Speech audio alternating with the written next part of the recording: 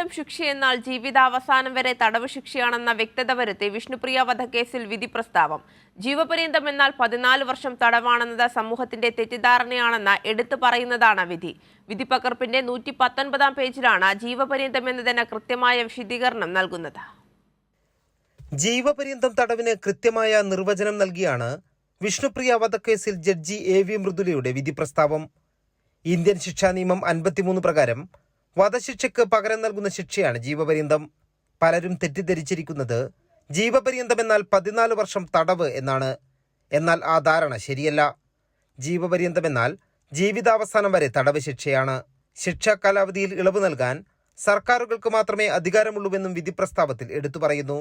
14 വർഷം കഴിഞ്ഞ് പുറത്തിറങ്ങി പുതിയ ജീവിതം ആരംഭിക്കുമെന്ന് പ്രതി ശ്യാംജിത്തിന്റെ പോലീസിന് നൽകിയ മൊഴി പരാമർശിച്ചുകൊണ്ടാണ് ജീവപര്യന്തത്തെക്കുറിച്ച് വിധിയിൽ വ്യക്തത വരുത്തുന്നത്. അപൂർവങ്ങളിൽ അപൂർവമായ കേസായി വിഷ്ണുപ്രിയ വധക്കേസിനെ കാണാനാകുന്ന തെളിവുകളില്ലെന്നും വിധി പ്രസ്താവത്തിൽ വ്യക്തമാക്കി.